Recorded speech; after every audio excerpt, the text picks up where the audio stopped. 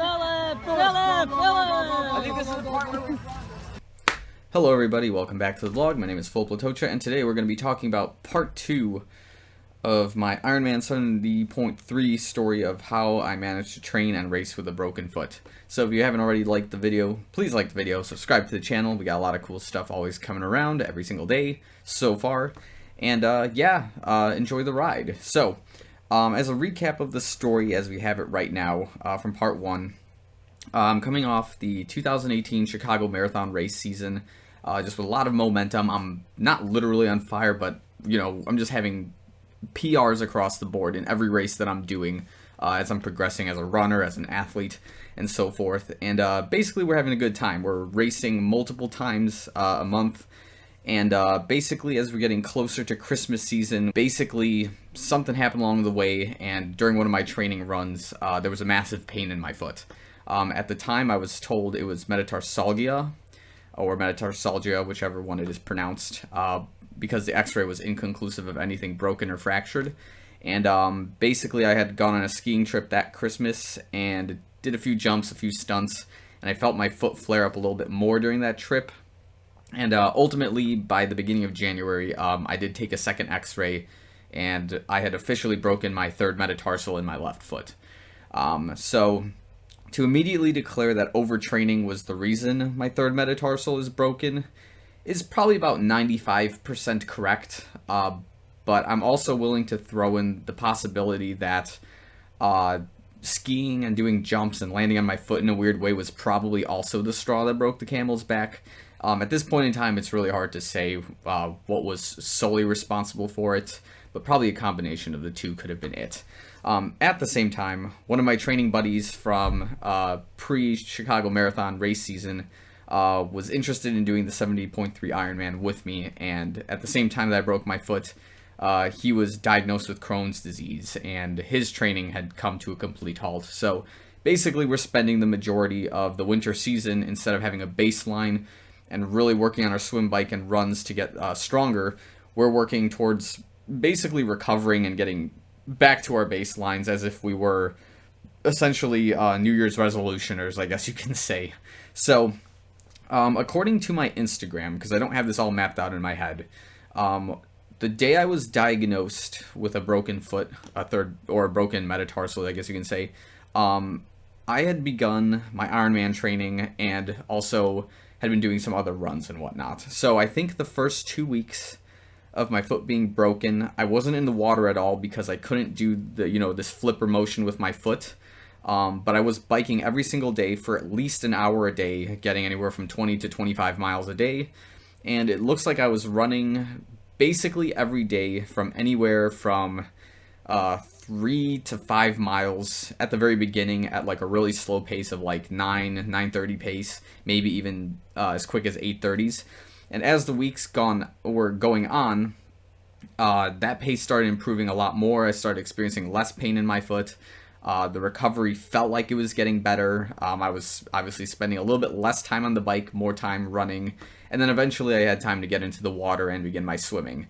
The good news about swimming was, because I've done multiple triathlons of Olympic distance or shorter before, it's basically just like riding a bicycle in the water. You kind of just figure out the motions, you figure out the breathing pretty quickly. It's just a case of just doing it and getting the endurance back into the right place. So, essentially, the training plan looked like this at the time being. Run 6 to 7 days a week with one long run, one tempo run if it was possible, and then the rest would be baseline work or Maffletone, whichever one you so choose. And then I was biking 3 to 4 times a week with one long ride on the weekends or whenever I had time to do it. And swimming was also 3 to 4 times a week with no speed work necessarily. Most of my swimming sessions at the time were just about 30 to 40 minutes long. Some days were 20 to 30. And it would be anywhere from swimming a half a mile to a mile a day on those training sessions. I had no reason to do anything shorter than that in terms of doing speed work. My mindset for most of these triathlons, especially in the swimming section, is just get it done and just endure the swim. There's I don't think there's a way you can possibly win the triathlon in the swim unless you're just like a genetic freak in the water. But again, that's just my opinion. So, don't hold me over hot coals for that. So, basically, that was the training plan as of right now. And then, of course, there's some weightlifting in there, of course, like 1 to 2 times a week, depending on what days you wanted it to work. But by mid-February, I was running 50 to 60 miles a week, and my foot was definitely getting a lot better. And by the time I had my second x-ray, it looked like within basically 30 days, there was no more calcium deposit on the bone there that was like surrounding the broken area. It just looked like everything was beginning to settle down. And basically my doctor at the time was like very confused. Like she told me, take 6 months off and then we'll start rehabbing your foot. And she basically then just opened me up to the idea of, oh yeah, sometimes it's mind over matter. Sometimes you just know how to get over it and you'll be able to train through the foot. And it ultimately proved my original theory right, which was instead of just sitting around and doing nothing with a broken foot, getting some kind of motion or blood in your body to flow basically will help you recover faster in the long run. So of course it did really scare my doctor that I was running 50 to 60 miles a week, but she understood what was going on and she said, hey, you don't have to wear the boot nearly as much, but like just be careful now because it is still very thin on the top of the metatarsal, which is like an area that they wanted to heal up a little bit more. So yeah, basically as far what I heard her say was, okay, you're clear to go and just train like hell. So by mid-February, basically I cut my recovery time by at least over 70%, in a pretty good way, I would say. Was it stupid? I don't know. I was biking, which is like not really a high impact sport, and I was doing that a lot. Anything that involved blood flow, anything that involved rehab with like the tendons around my foot, that didn't involve pressure, like that was basically what I was doing to make sure the foot would get better. And then ultimately it probably helped me fix some imbalances that may have been caused from walking around in a boot and a shoe. And that's probably another thing, was whenever I was doing anything in the gym, I would not wear the boot. I don't know if that was just like an ego check, or I just didn't feel strong wearing a boot while I was lifting weights or like doing anything like that. Like definitely no squatting with a boot. That would be a terrible idea. But like I would always wear a shoe, and if like I was limping around without the boot, then like so be it. Like just anything not to wear that boot and feel weak, I suppose, was always the game plan. And I guess it paid off. I didn't create too many imbalances, at least nothing I couldn't correct later on, I suppose. But anyways, we're diverging from what you guys really want to hear, and that's more or less the Ironman training program as we had it. So after I cleared myself of a broken foot, the training plan was to run 6 to 7 days a week, averaging about 50 to 60 miles a week with the long run, of course, a few more tempo workouts than just one. The idea being that the Ironman 70.3 was not the only race on my training program. I had like a Soldier Field 10 miler I was going to run. I had a 10K I was trying to train for. So there were other races in my scope. So I'm basically training for the shorter races, including the Chicago Marathon down the line, while also training for the Ironman 70.3. And obviously this is a great thing because both sports involve running, so the more running you do, the better you're going to get at both of those. Of course, there's a balance that has to be done with the Ironman, but that's always contingent to how much time you've got. So in terms of the bike, I did 3 stationary bike workouts. Usually after my run, I would do them as a brick in some cases, and those workouts could be anywhere from 30 to 40 minutes, just short rides, which would be about anywhere from 10 to 15 miles. Just putting that distance on your legs, playing around with some watts on the bike. If you could push some good wattage, you'd have a good time ultimately. There would be some days where we would literally do like a 3 by 10 minutes switching on the treadmill and the stationary bike just to practice that transition between those two particular arts of the triathlon.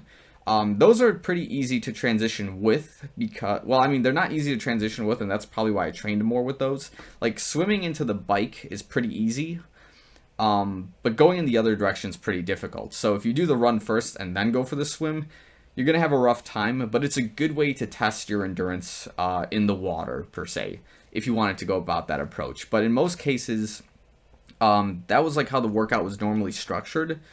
And then every week, I think it was on the weekends or Fridays, I got to remember my training plans, I would do some kind of triathlon simulation. It didn't have to be like Ironman distance, per se. It just had to be something that would allow you to practice the transitions, allow you to practice just jumping between the sports, getting used to that feel more or less.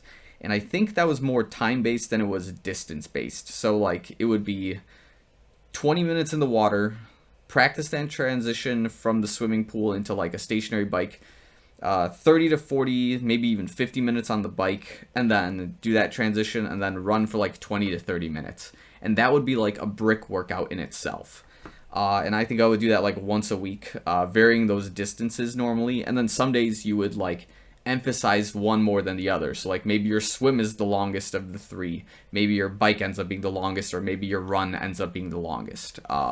So you have like room to be flexible with that. And usually you know your strengths and weaknesses. So I can't be outright just tell you, hey, you should spend more time on the bike weekly or more time on the run. Like you kind of know that from basically your daily training where you think you're slacking. I think it's my opinion that most people probably feel less comfortable in the water of any of the sports. Because like biking, they're like, okay, yeah, I can survive biking 50 miles. Like it'll take me more than 3 hours, but I can get it done. Oh, running a half marathon, I can totally do that. It'll take me a while, but I can get it done. Swimming, I'm not 100% sure about myself sometimes. I'm not saying that applies for me necessarily, but I know that swimming is probably the sport I'm definitely most conscious of, or at least was at the time. Now it's kind of shifted more into the bike, but I digress. So the idea here is if you know which sport you feel like you're lacking on the most, you would probably spend more time doing that activity.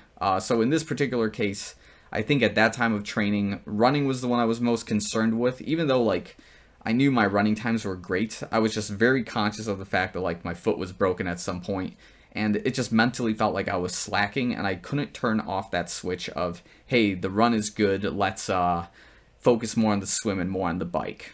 So I was just running 7 days a week basically, and just eating a lot of calories.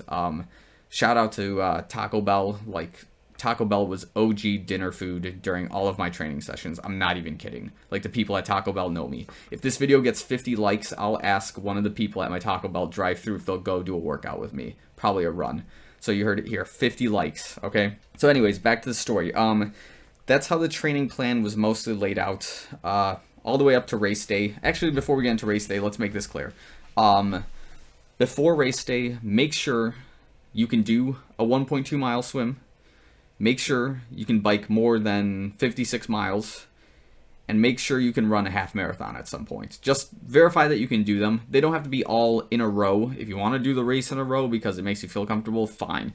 But just verify you can do them. And then get your bike checked in at like a bike shop like 7 days before your race, and then make sure you get it back like 6 to 5 days before your race. When they check everything, go for another ride. Just make sure the bike is all good to go. Because if you're not accustomed to doing bike maintenance, you're going to have a very rough time if you're riding on the course and things get bad.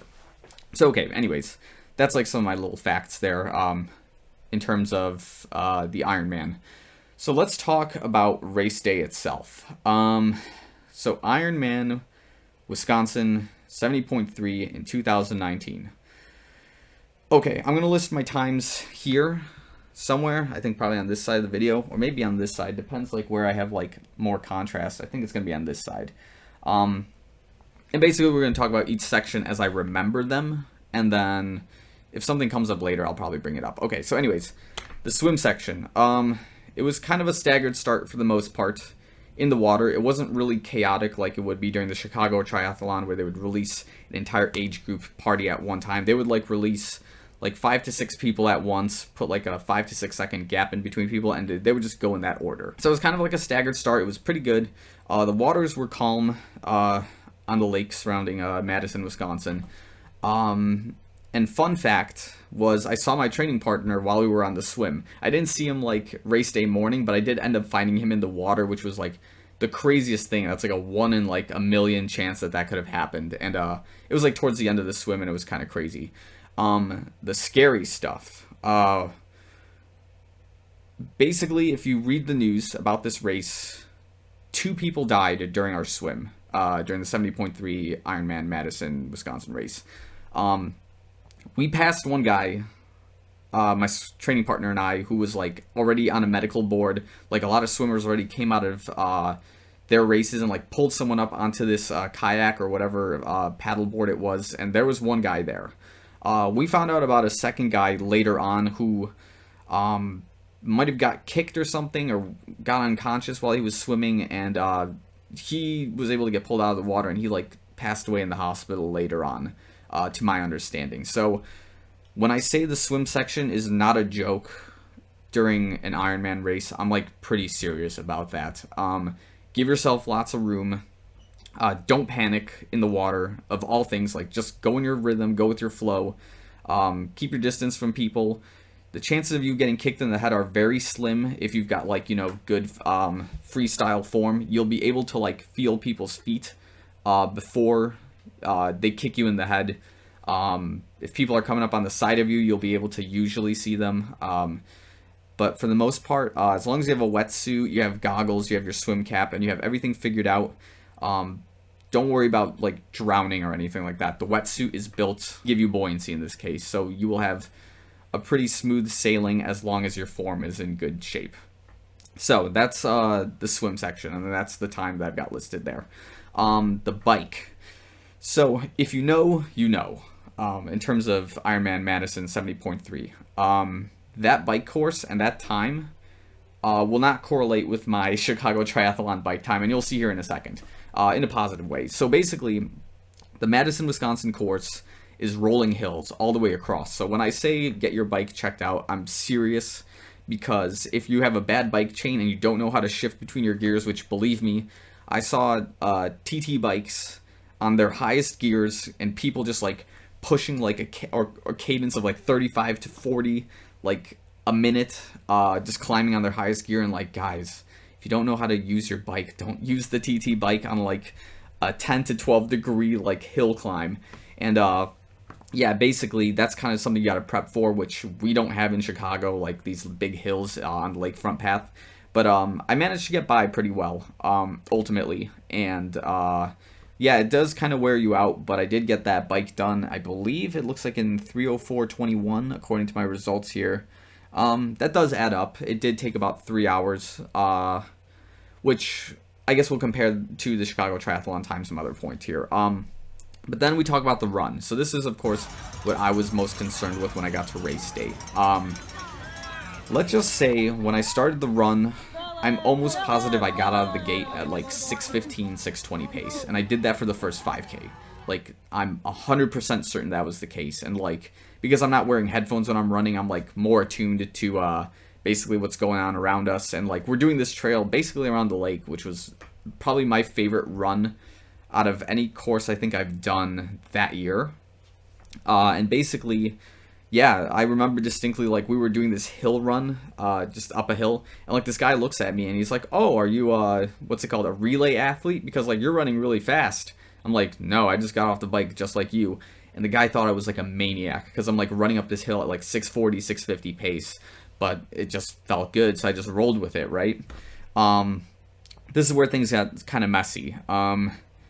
There was definitely a runner's bonk, as you'll probably see in the time. Like, I ran a half marathon in 1:50 when, like, my average is, like, about an hour and a half. And ultimately what happened was at about mile 7, mile 8, well, one, the nutrition was kind of bad. I was taking gels to just try to get by, but, like, no matter how much water I could take on the course, nothing can quench my thirst. Like, Gatorade couldn't do it. The Red Bull I got on the course couldn't do it. Just nothing was working, right? So at that point, I know that, like, whatever happened on the bike into the run may have resulted in some dehydration. So maybe it was my mistake that I didn't take enough fluids during the run or enough fluids after the bike or like before the end of the bike course. There was a couple of things that I'm sure I could have done differently, but historically, nutrition has been a problem, I would say, in most of my racing, because I'm not like hyper conscious of it. Like, I don't eat before most of my runs, like a breakfast or anything. I eat a lot afterwards. I'll drink like some water, some like energy formula beforehand, but like full-fledged like bacon and eggs, like that's impossible for me. But I digress. So the idea here is during the run, it starts turning into a run walk, and I just can't start the engine up again. But my foot is in like 100% good condition. It doesn't hurt. It's nothing like that. It's just at that point of having like a 4-hour long day at this point, it really does wear you out, and it really busts your cardiovascular to that point. So essentially, yeah, the run just turned into a run walk. I saw a lot of people pass me up, but like I couldn't help it. Like, I managed to finish the race in like the time I got. But ultimately, the run could have been so much better if I had, A, watched my nutrition carefully, and B, not gone into like a dark place a little over halfway into the run. Like, even if I just like held like an 8-minute per mile pace, I would have been just fine. But like, because I couldn't keep that like 7-minute to like 7:15 pace, as soon as I started like depleting, like it just, everything shuts down. It's like, oh, all right, fine, like we can't do this, and then you stop. Like, you gotta have this mindset of like, you can't give up during this run no matter how bad it gets. And like, that's something I've like struggled with also during lots of races early on in my career, where it's just like, if you can't keep a certain pace, instead of slowing down, you like basically turn everything into a walk, and you just can't like get it out of that that start line again. You can't start that engine and continue on. So that was kind of how I remember the race for the most part. But now if we compare the times of, I'm going to leave it here, the Chicago Triathlon to the Ironman, you'll see some data anomalies. One of which is the swim. Actually, the swim is pretty consistent. Like, the swim time for the Chicago Triathlon and the swim time for the Ironman is consistent. Like, there's not a huge difference between it. Like, it makes sense to go from 1 mile to 1.2 miles in that sense.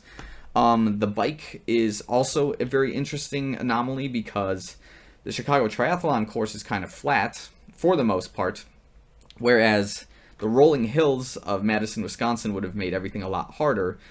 But if you doubled my time for the Chicago Triathlon, you would see that my bike tremendously improved during the Ironman, which makes a lot of sense because I'm biking a lot more. And of course, biking longer distances also increases that cardiovascular and so forth. So you're obviously training a lot more for, I guess, more speed per se. And then with rolling hills, you probably have some sections where you're bombing down a hill at 40 miles an hour. It's highly likely. During the run, obviously, as I explained, like, if we were looking at these times for what they were, I should be running about an hour 35, hour 40 half marathon, but I lost 10 minutes to a run walk because of bad nutrition. So I'll leave this video here. Basically, on that note, if you guys do want to ask some other questions about the Ironman, I'll be happy to answer them like in the comments below, in terms of gear I used or something like that, along those lines. Or I can make like a follow-up video, like very specific to how to prepare for race day. But that was ultimately my first half Ironman experience, basically training with a broken foot. So before we conclude this video, if you like the story, make sure you like the video, subscribe to the channel, leave below your comments on your stories of trials and turmoil with broken bones and limbs in your training programs and how you've overcome your injuries. And any tips you would have had for me, the amateur, going into a 70.3 Madison, Wisconsin race. And yeah, hopefully I can put out some other stuff like this if you guys like it. I'll be happy to talk about my race experiences, and hopefully you guys can learn something from them. So that's all I've got for now. Thanks for watching. I'll see you guys real soon.